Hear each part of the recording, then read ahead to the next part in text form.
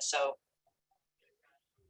I'm happy to just kind of get started, introduce myself a little bit, and if the slides show up, we'll use them, and if not, I'll send them to you later and you can look at the pictures later. Mostly maps. So, you know, as Lorraine introduced me, oh, and before I even get started, perfect timing, let me take a pause. Thank you, sir. Okay, perfect time.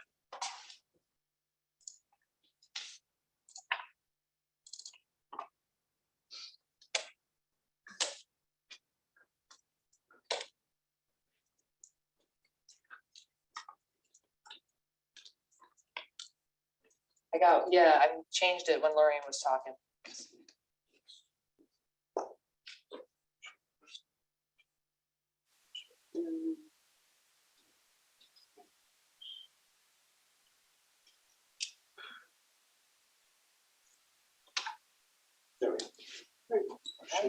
Thank you. Okay. Hopefully everyone can still hear me okay? Yes. Good. Okay, great. And I think that Lorraine is able to see the chat. So if you have any issues, probably you can put it into the chat and hopefully she can help you there. Or any questions, I should add, as we go. We have 17 people in the waiting. Oh, okay. Wow. We're letting in a couple more folks who are in the waiting room. Wow, it wasn't there early.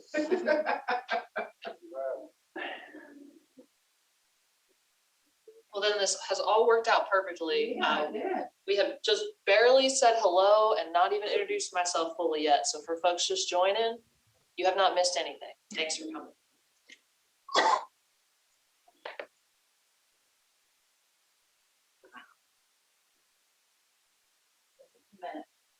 The little boxes on the screen are just multiplying. Yeah, that's pretty much all of RCC right there. Awesome. All righty. There you go. All right. Well, for those just joining, again, thank you. My name's Katie MacCormick. I was just about to get started by introducing myself, and then we're going to talk about Indigenous Peoples Day. And really, the theme of what I came to talk to you about today is just try to get you to think about, what does it mean to be Indigenous in the first place? I'm not going to let you rest easy mentally today and just accept that term as something that you already know what that means, right? It's, I think, a little more complicated than you might think.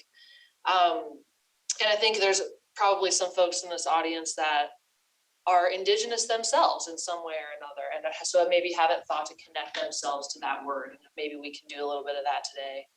And then the other question, the bigger question, kind of the focus of this is, why is this important?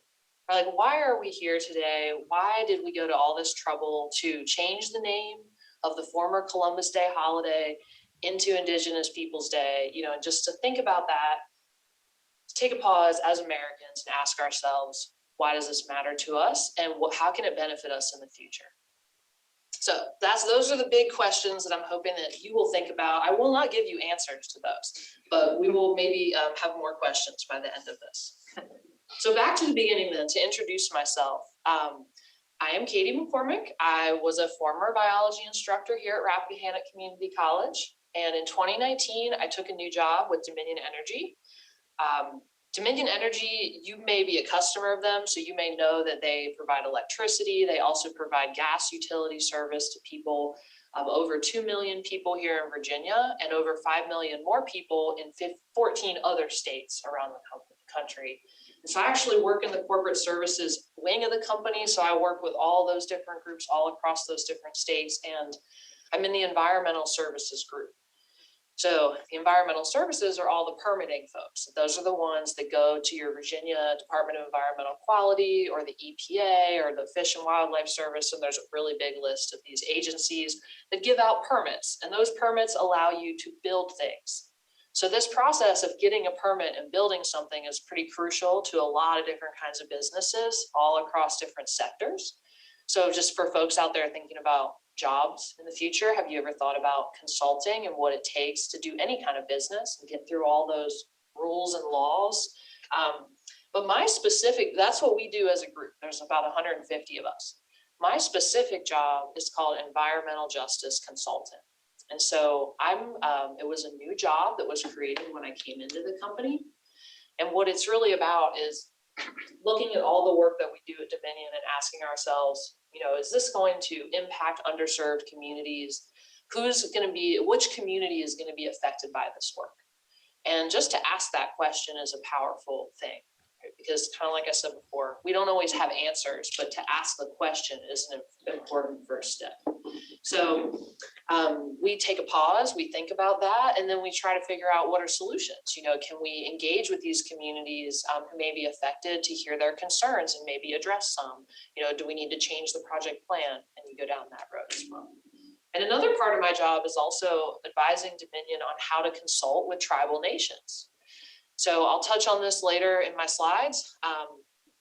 Native American tribes kind of have this unique relationship with the US government and with the Virginia state government, and they have certain kind of rights and responsibilities, if you will. And one of those is being consulted when all these permits, not all of them, but there's all kinds of laws I will not bore you with today. But one of the major kind of ways that tribes get involved in my work is because they have consultation rights. When things get built, they have a specific channel to the government agency to hear, how will the tribe be affected, and then to try to resolve those issues if there are any. So long, kind of complicated explanation of what I do now, but I wanted to start off with it because I know we're here in kind of a career mentorship context, and I want folks to know that if they want to ask questions at the end about my job, I'm happy to talk about that more. But really, a lot of what I came here to talk about to you today is more personal than my job. It has to do with my identity as an Indigenous woman, as a Pamunkey woman, and also my political membership in the Pamunkey tribe, which I think is different also from my personal racial or cultural identity as an Indigenous person. So there's the first layer, right, of that. What does it mean to be Indigenous? Well, there's different ways you can be politically Indigenous, I suppose. You could be personally and culturally Indigenous, or you could be all of the above. There's different ways to kind of walk in a Native American identity in this country today. It's complicated, as are many cultural identities in our country today. I'd just like to start off because I feel like folks, for whatever reason, we don't really talk about this when you get an education about Native people, just like the big picture, right? Like, what was going on here before the Europeans showed up? And this map starts to give you an idea that there are kind of these major groups. Now, I'm going to show you another slide here to give you an idea really of what the situation looked like. There were hundreds and hundreds of individual tribes. I think somewhere over 350 individual languages, which when you look at language density, so considering the amount of space and how many languages there were, it was one of the most diverse linguistic communities in the world at that time. So just a lot of individual groups spread all over, 48 states, Canada, Alaska, Hawaii, of course. So this is kind of the background, right, of like where we start the story. And before I dig in any deeper, I'll just kind of explain to you where I'm going to go with this conversation. So I want to think about why is it important, right? Indigenous Peoples Day. And I want to do that in like three ways. I want to look at the past a little bit, and that's where we're starting. And I want to talk to you about the right now, the present, why is it important right now? And then we'll finish by looking ahead to the future. So within this big mess of tribes, you can kind of zoom in. I know you probably can't see it well where you are, but on the bottom right corner, that's the Chesapeake, and there's a detail section there. So you can kind of dig into that. And I put another map here on the top right. And so this is like, if you want to zoom into our local Indigenous history, this is what you would look at. You would be looking at something called the Powhatan Confederacy, which was a group of over 30 tribes who were political allies at the time when the English showed up here in the 1600s. The English were not actually the first Europeans in the Chesapeake to interact with the Powhatan Confederacy. The Spanish actually made it up the Chesapeake in the 1560s and had a skirmish with the Powhatans back then even. No one talks about that much, but technically they made it here first. I think it's interesting to think about that when you think about the English showing up, that this was not actually the Powhatan's first interaction with Europeans. But anyway, so one of these Powhatan Confederacy tribes is the Pamunkey, and that's a tribe to which I belong. Not all of the original tribes that were part of the Powhatan Confederacy are still around today. There's only a small handful of us that remain.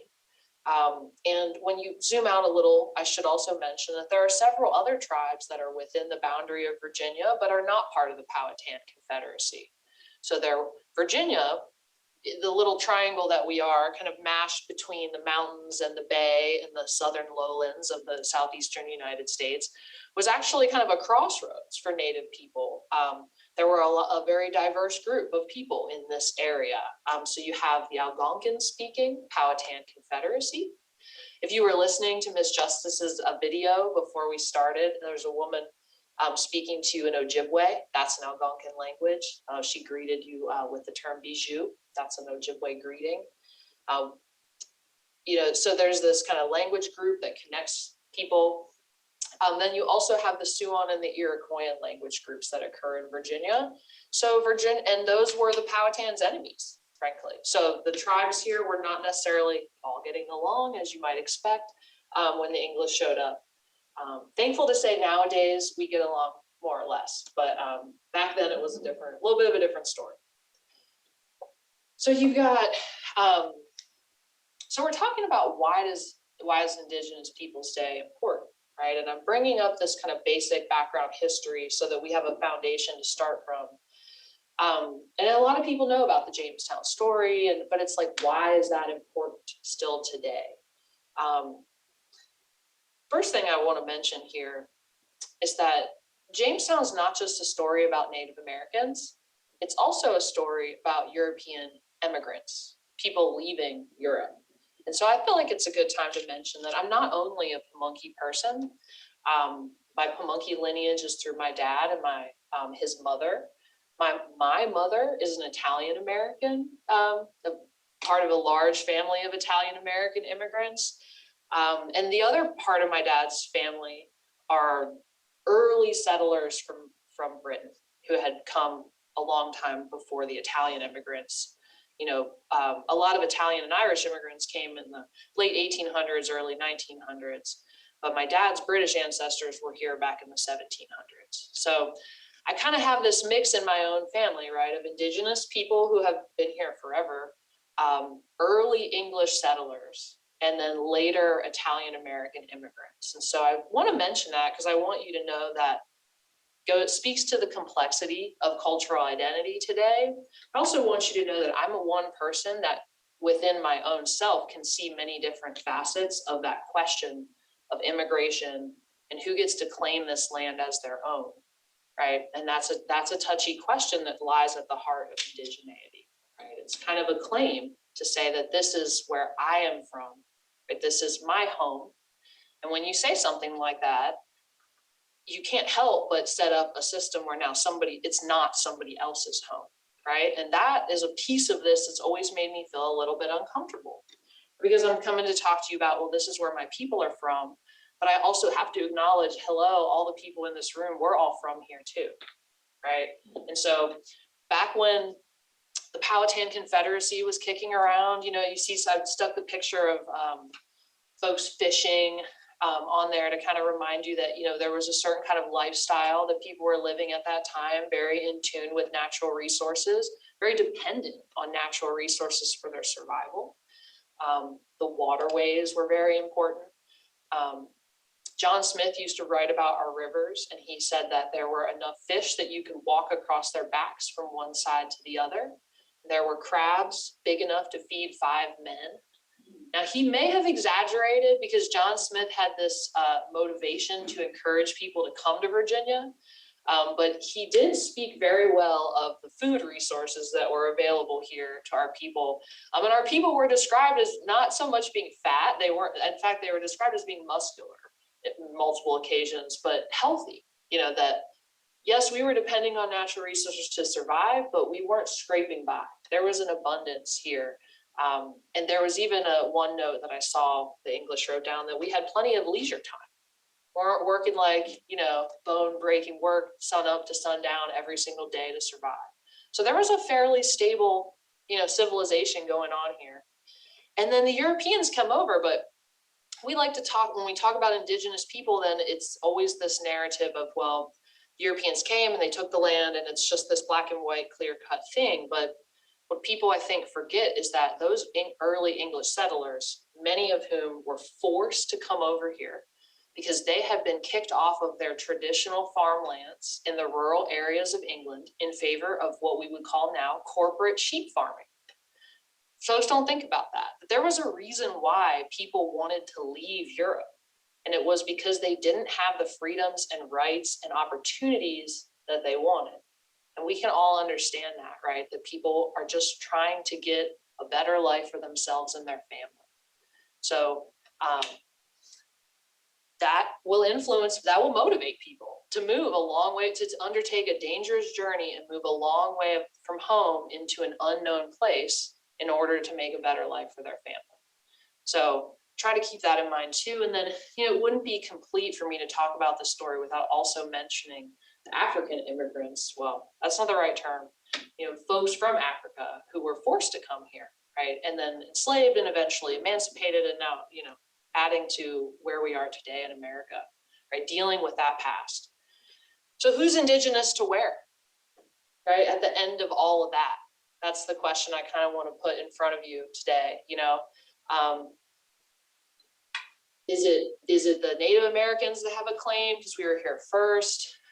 Is it folks who were desperate and who needed a better place to live who came and then created this country that we all share today, right?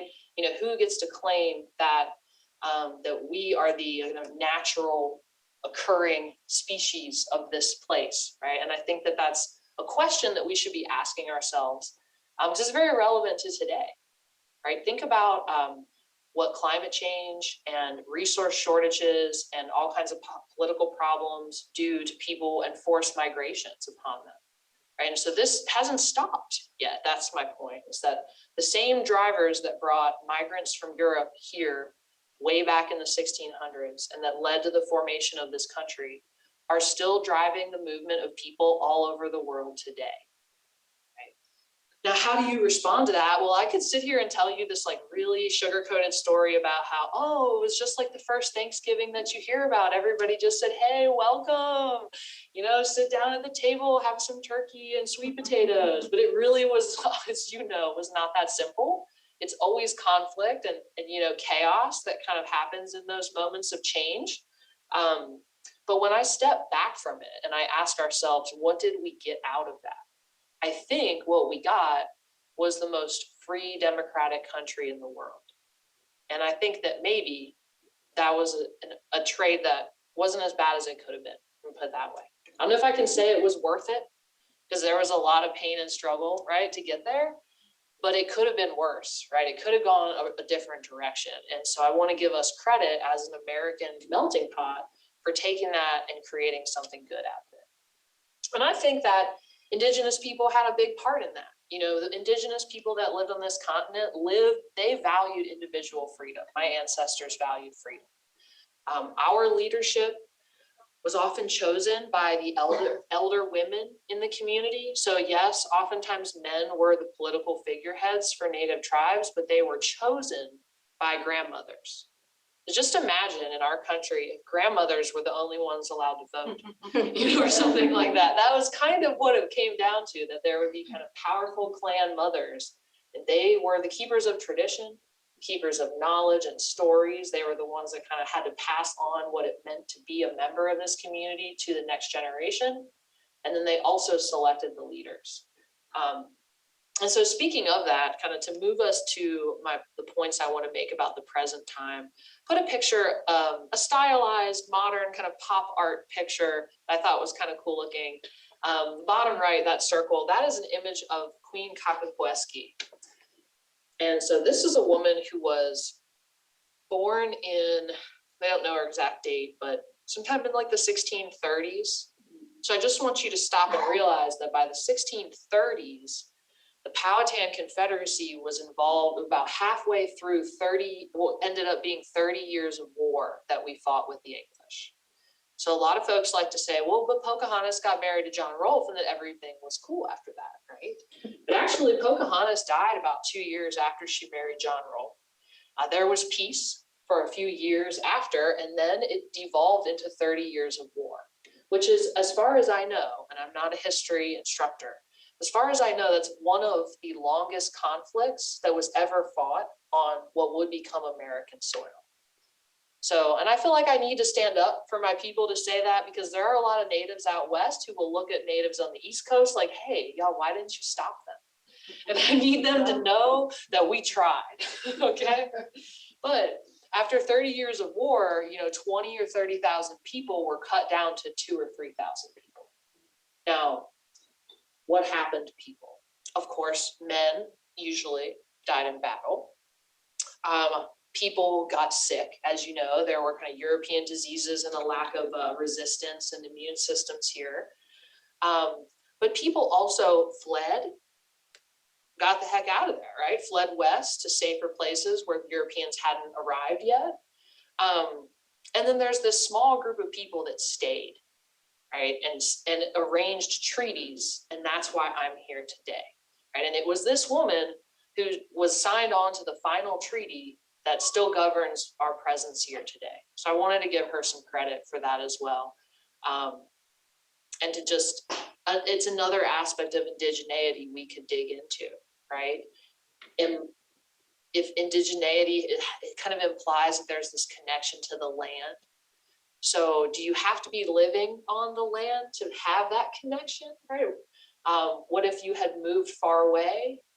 But you have the genetics, maybe you have the family culture or stories, but you're not on the land. Is that still the same thing?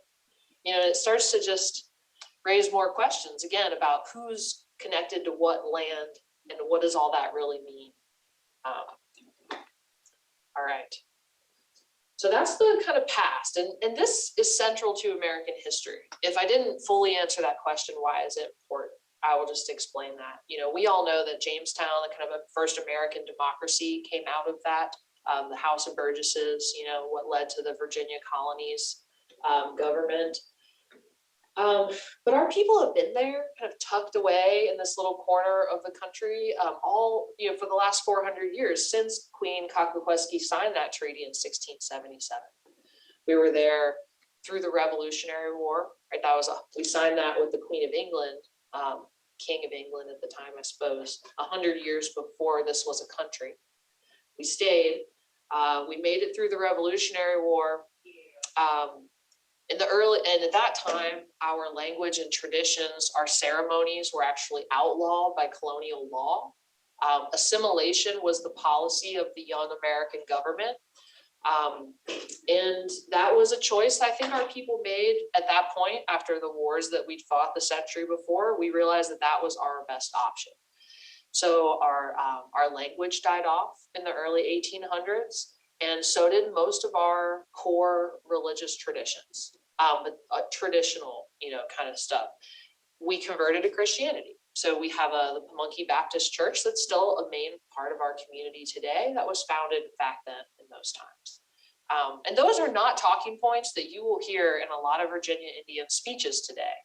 But one of the other kind of underlying themes of my talk here is that you have to be honest about the past, right? And what happened if you're going to face it and use it in a good way for the future. So that's my intent, to be honest with you today.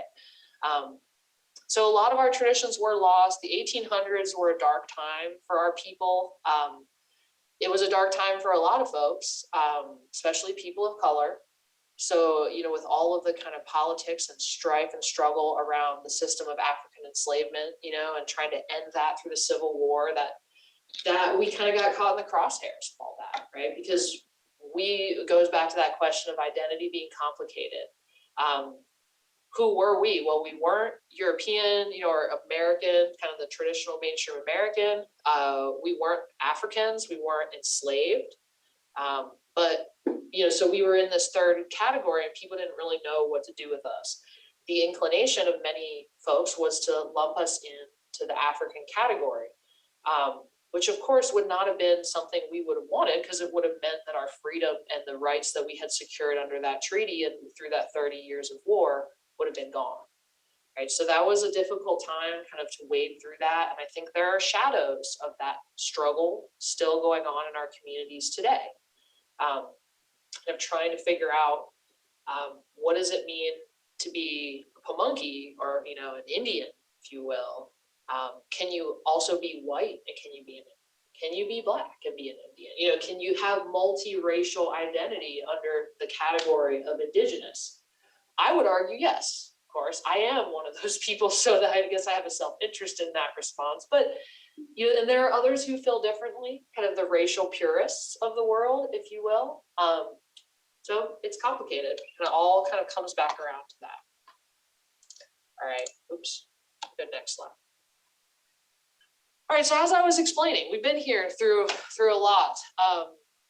1700s, 1800s was a pretty wild time by today's standards. Moving into kind of like the modern era. These pictures are from our governor's tribute. Many of you who are locals may recognize these sorts of pictures. They pop up this time of year in the news, you know, on your news cycle. This is part of our 1677 treaty that we pay taxes to the Commonwealth of Virginia by presenting them with various wildlife. It's changed over the years. It used to be beaver pelts and different things, and then eventually it kind of turned into a white-tailed deer. So now we still go every year and present white-tailed deer to the governor. As you can see, this was just 2021 with Northam on the right there. And then that other picture on the left is from the 1930s. And I couldn't tell you how far back the pictures go, but I can tell you that we have every single year since 1677, we have showed up in the Capitol in Virginia and paid our taxes. Now, I cannot say that the Commonwealth has fulfilled their promises to us with the same level of dedication and sincerity. There's a lot of things have changed over the past 400 years, but we're still here and we're still showing up for that, you know, holding that agreement that we made. So I mentioned that the 1800s was kind of difficult, was a difficult period for a lot of people in this country. There's a lot of changes going on.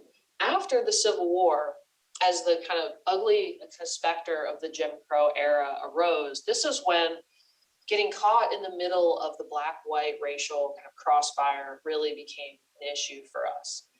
So there have been folks in King William County, and I'm not trying to blame the residents there, but you know, but for hundreds of years, folks have wanted the land that we have. The land that we had by treaty that was already cut down, you know, cut down and cut down, but then it's never enough, right? You always have to fight for what's yours. And so at that time, an easy way to try to justify breaking a treaty and taking our land was to say, oh, well, these people, look, their skin is dark, their hair is this way or that way, or whatever crazy physical thing, attribute somebody wanted to pick out. And then say, well, actually, these folks are not indigenous, they're black. So they shouldn't have this land, the treaty's null and void, it's all over, give it to us. So that was the craziness that we were fighting at that time, you know, and during Jim Crow, didn't matter, you know, if anybody thought you didn't look like, you know, you were of the supreme kind of class, then you could be treated a certain kind of way. I mean, I can tell you that even people on the reservation today were not welcome in the like quote unquote white stores in King William County up until like the 1970s and 80s. Yeah, it went on for a long time in King William County. And natives were, you know, part of the just folks who were not welcome, basically, in certain spaces. So that's just an added challenge, right? You're already people who have lost a lot. You've lost the actual people who are part of your community. You've lost your language and your traditional spiritual beliefs. You've lost a lot of your freedom. Because it's always been kind of dangerous to leave the reservations. There's a little bit of restricted movement through the 1700s. In fact, we used to have to wear a striped coat to mark us out as friendly, you know, because there were times where the US was still fighting with other tribes, and, you know, to just be a person of that race made you possibly an enemy combatant, you know, and all this. So yeah, and I could make a connection there with something that happened in the 1900s. So that's what's happening on the reservation, right? As we're rolling over into the early 1900s, the modern era is arriving. We're still a rural people, kind of keeping our heads down, trying not to get too involved, right, in the kind of black-white issues that were going on at the time. And then, I don't know which governor of Virginia, but somebody appointed a man named Walter Plecker to run the Office of Vital Statistics of Virginia. And this is an office that deals with like birth certificates and death certificates. And at that point, most people's eyes probably glaze over and you're like, don't care. And this cannot be important, right? This guy just writes death certificates. How does that have anything to do with, you know, everyday life? Turns out quite a lot, right? Because these birth certificates, marriage certificates, death certificates include your identity, right? Your racial identity. And Walter Plecker decided that there was no such thing as natives, that there are just white folks and there are black folks, and that's it. So that's how he started running that office. And this was also like, you know, with the backdrop of the Racial Integrity Act and interracial marriages being banned in the state. And, you know, just there was a lot going on outside of just Plecker. But it was, again, it's another challenge put in front of the indigenous people, that what we call a paper genocide, that we were being erased from the paper record, that we even were who we said we were, you know. Another kind of tidbit you might find interesting, this predates Plecker a little bit, but sad as this is to say, Adolf Hitler actually sent his top advisors from the Third Reich in Germany here to Virginia to meet with Plecker's pals. They were a group of scientists known as eugenicists. And he took the lessons of how Virginia had treated Native people back to Germany and employed some of those things during, you know, World War II and the Holocaust. And one thing that jumps out to me, it's just so unbelievable, is the way that Jews in World War II and the Holocaust were forced to wear the swastika symbol on their arm, or different markers on their arm. Excuse me, I don't know the symbols. The Star of David, excuse me. That to me is such a parallel to our people having to wear the striped coat, right? And just these little things that how you are treated, right, that makes you feel separate or different from like the whole group.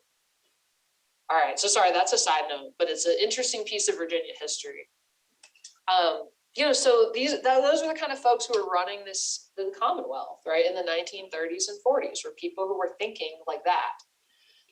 Eventually, Plecker actually got killed. I don't know who by. I don't think they ever solved it, but he made plenty of enemies with his birth certificates, birth certificate activism, and you know, so and we moved past that period in our history, right? And there was some governors in the 80s that reinstated birth certificates for Native people, and so now some of that damage has tried to be you know, addressed.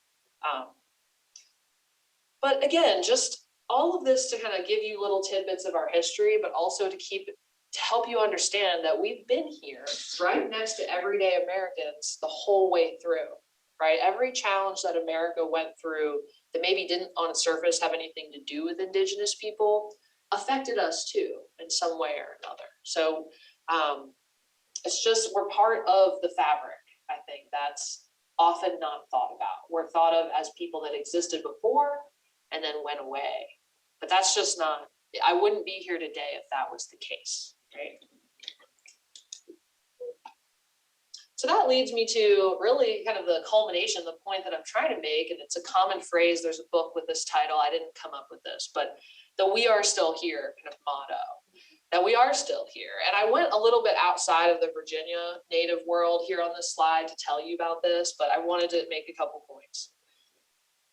First of all, I have never, any time I hear like a politician or, you know, elected person or kind of state official on TV, and they'll be talking about the racial groups in America, and they'll tell you about like white, African-American, Hispanic, Asian, and other, you know, if they even say other, they might just not say it.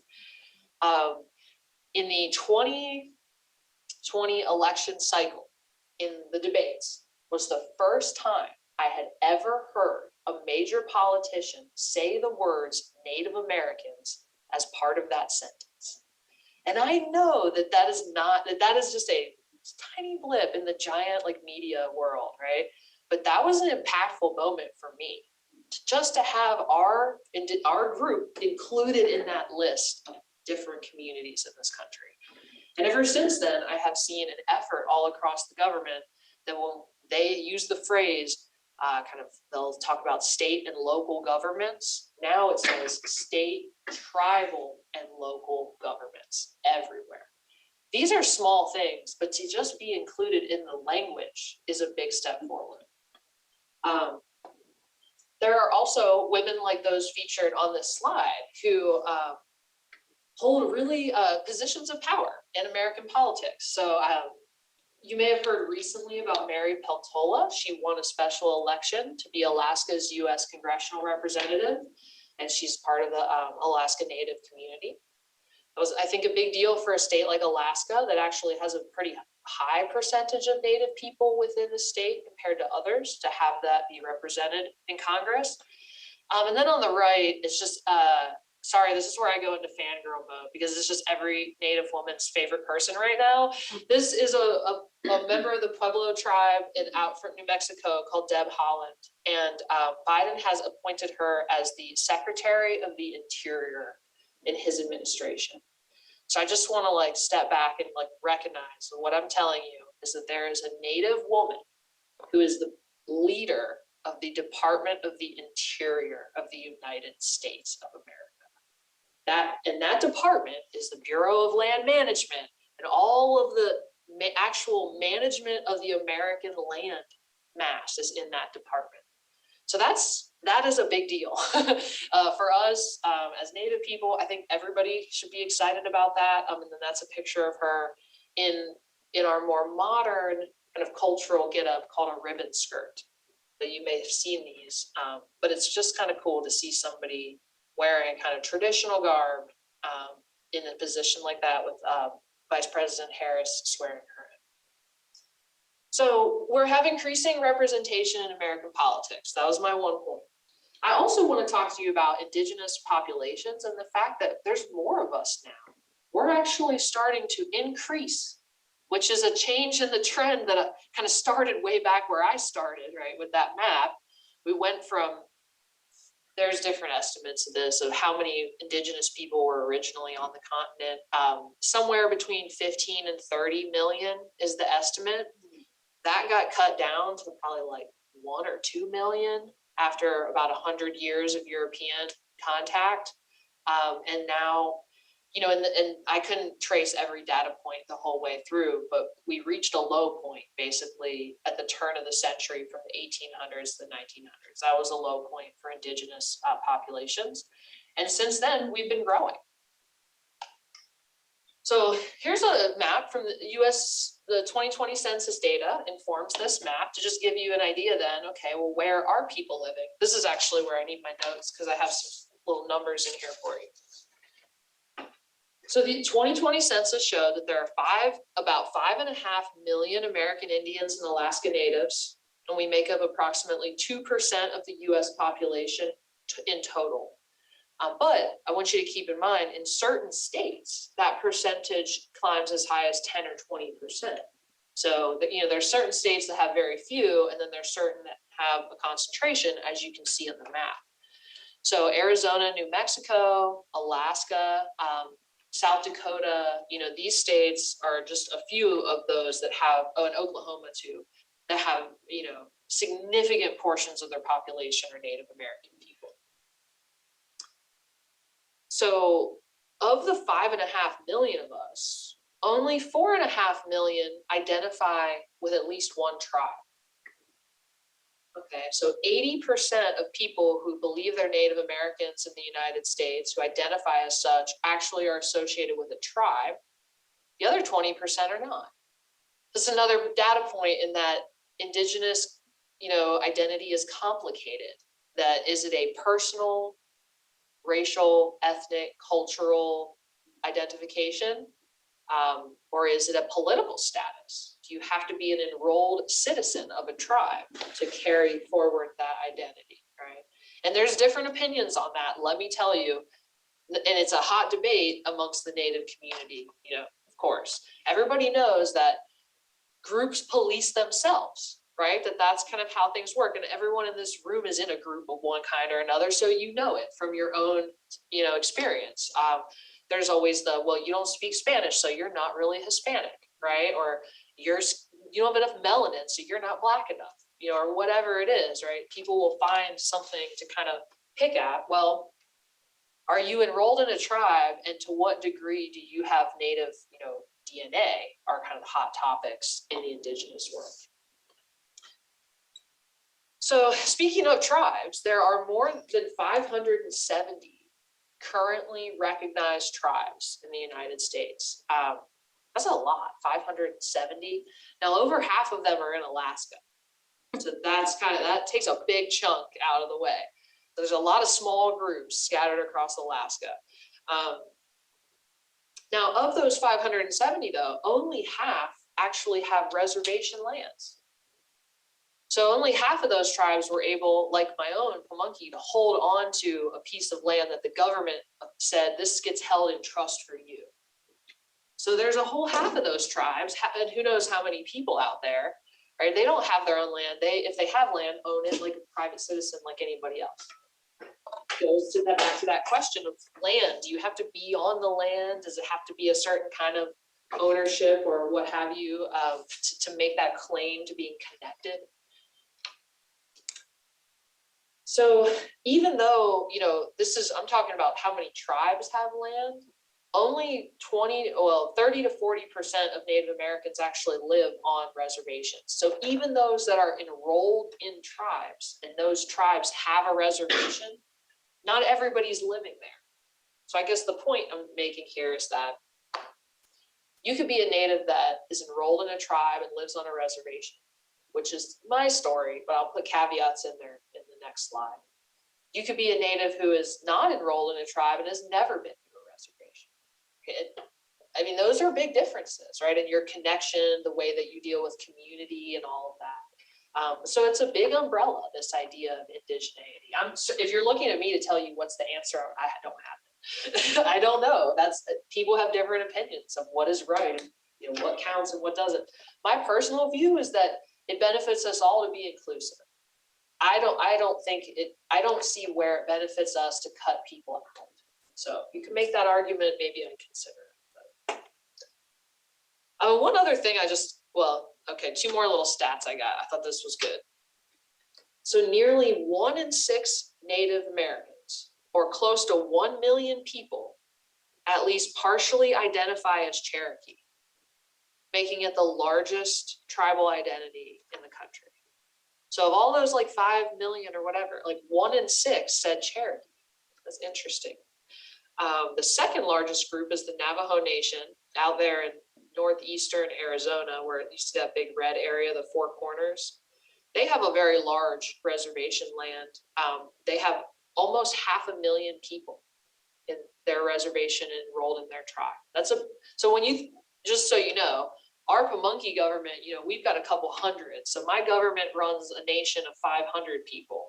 The Navajo Nation's government runs a nation of 500,000 people, right? They're not small time, like backcountry jokers. Like they have a serious organization there.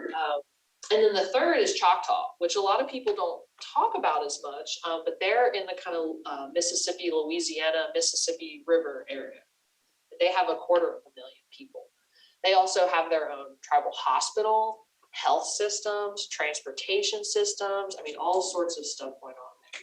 So there are some really big tribes with really like a lot of government and physical infrastructure associated with it, a lot of programs, a lot of people that they manage services for.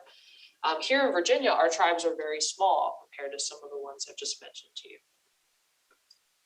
And the last thing I really want to just note is that gets to the point about we've been here all along. So for my tribe, for Pamunkey, we fought, you know, we were on the reservation in 1677. We fought with the English. We've never fought with the United States. In fact, we've been allies with the United States, not just in the Revolutionary and the Civil War, but we believe that we've had our people enrolled in the military fighting in every single conflict that this country has ever fought. And we've been there along every single fight, including the Civil War, you know, where we fought with the Union.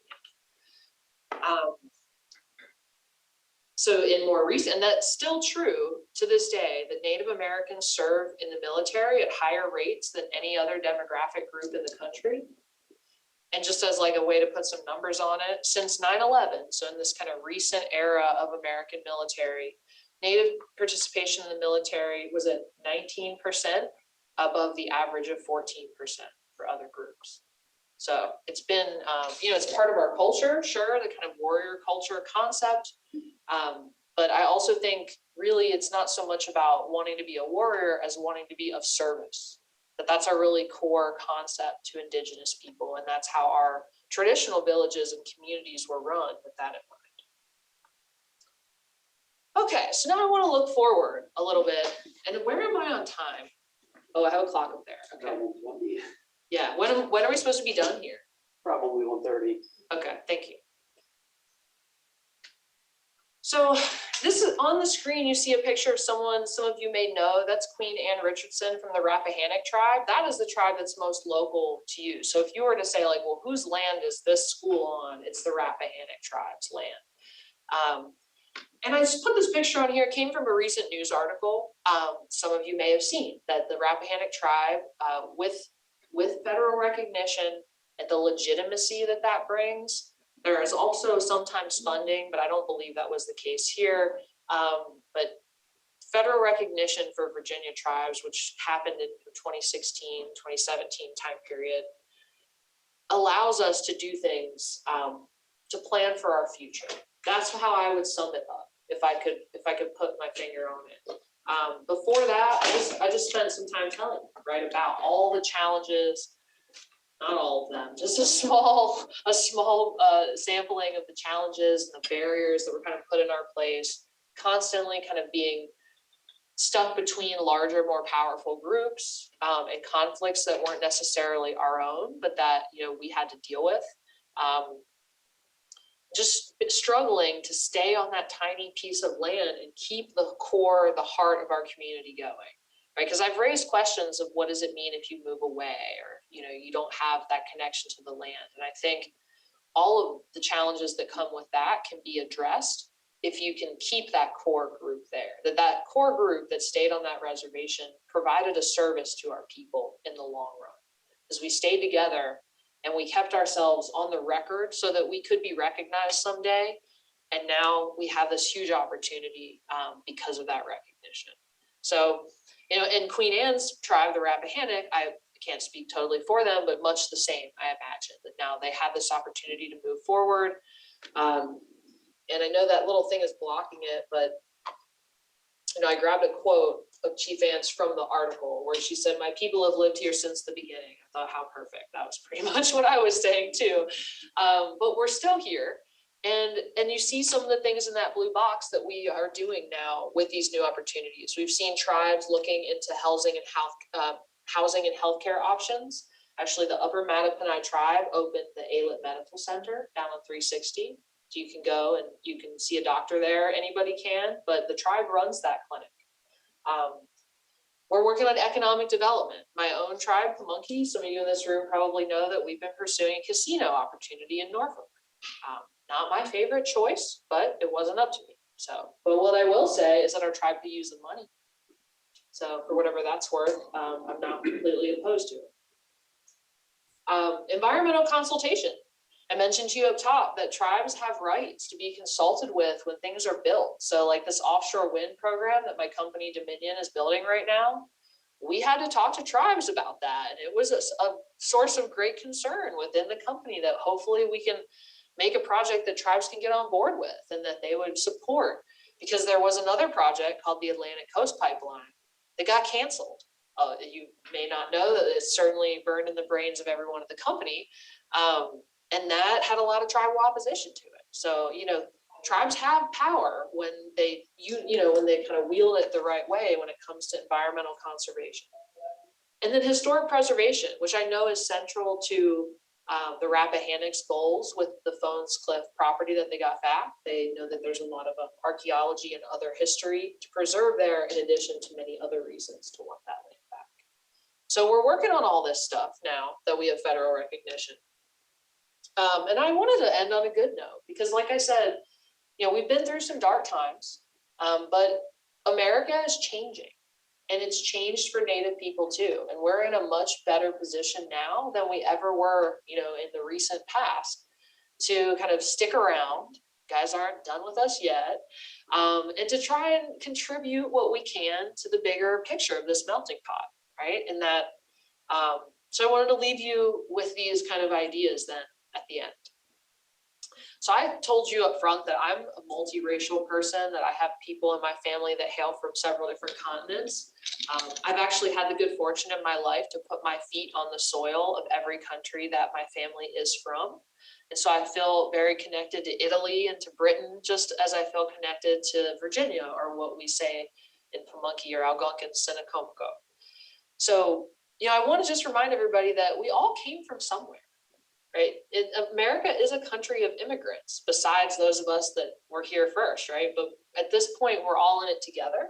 So I just like to remind you of that being connected to the land and caring about the environment and kind of survive and understanding that your survival is absolutely linked to that land and what it can produce to keep you here. Those are not things that only Native Americans in North America know and understand. All of your ancestors, no matter where they were from, understood that just as well as we did. So you can look to our traditions, you can look back in your own family's traditions, and I know that eventually you're going to land at what I would say the bedrock of indigeneity. That's where it all ends. and really in that that's a commonality then that we all have. American diversity is a strength.